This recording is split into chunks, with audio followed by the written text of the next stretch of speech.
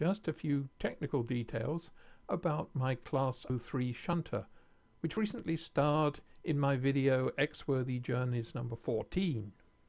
The model is a fairly old Graham Farish one.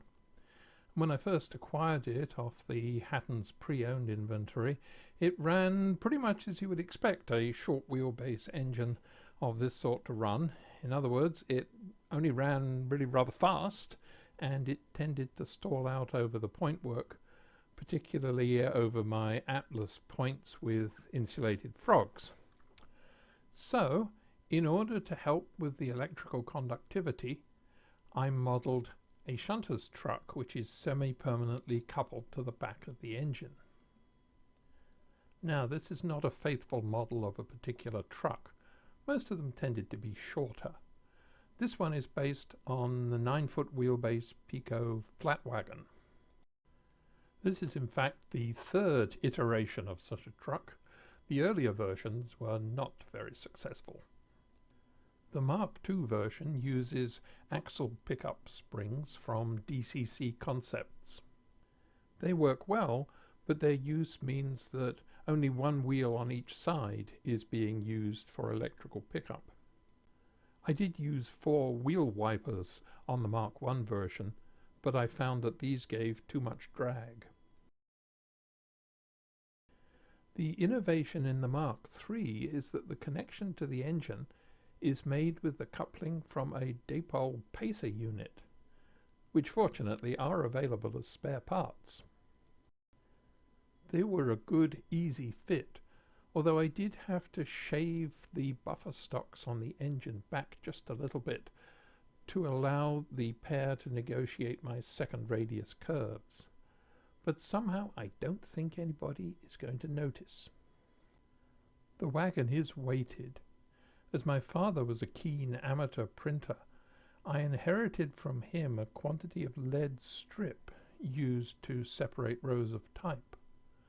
So a strip of 3-point lead, suitably scribed to represent planks, is used for the floor of the wagon. The wagon weighs in at about 16 grams. As for the engine itself, I made sure that the gearing and axle guides were clean and well greased, and that the bottom keeper plate was not screwed down too tightly. This seemed to allow the engine to move freely. With some very careful soldering, I was able to fit an ESU LockPilot 5 micro decoder into the upper part of the cab. Setting all the parameters for the back EMF load control was a matter of considerable trial and error. The greatest improvement in the slow running came by reducing the load control frequency from the standard 40 kHz to around 15.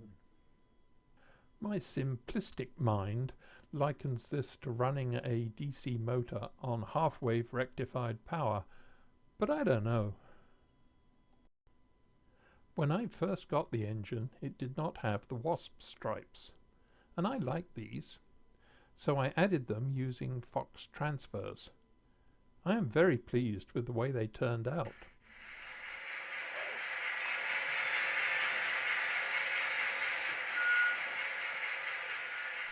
So what about the sound, I hear people say? Are there speakers inside that little thing? Well, no, I have to admit I cheated on the video. I do have a dipole pacer unit with a lock sound decoder and a couple of sugar cube speakers in the dummy end. And ESU on their website do have a free download for a Class 08 shunter, which is close enough for me. So when I made the video, I parked the dummy unit somewhere on the track behind the camera, and that supplied the sound. So there you have it. It's not perfect. I still need to run it a little faster than I would like to get it over some of the point work without stuttering. but if you've seen the video, I think you might agree that it runs pretty well.